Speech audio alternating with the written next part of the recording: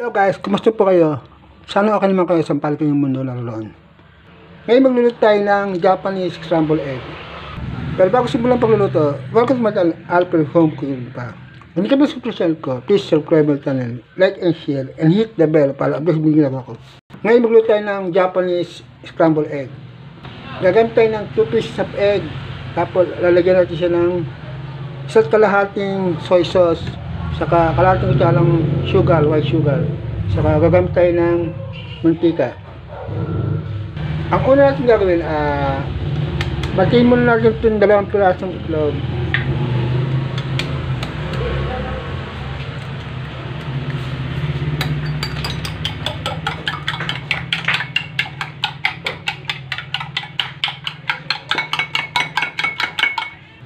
Tapos natin i-beat yung egg. Lagyan natin ng isa't kalahating kutsalang toyo.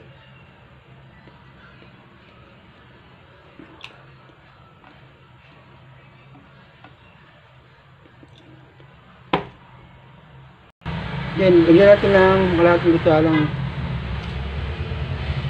sugar. Tapos pulin natin siyang i-beat.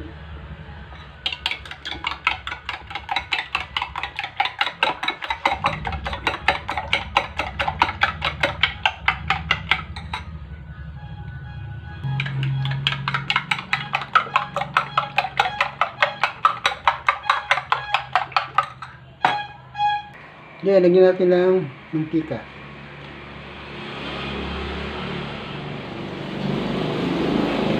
Kaya muna natin umilit sa yung mantika. Saka natin lagyan ng egg.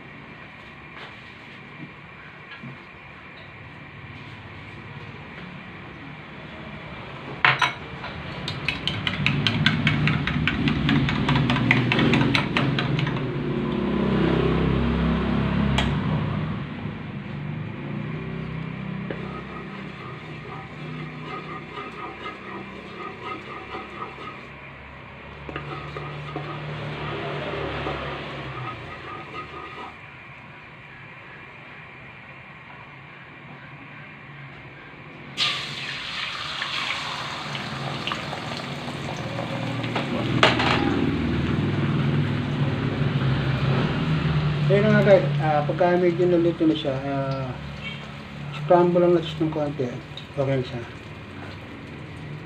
Hanggang sa maluto lang siya. Then, alin na natin siya ng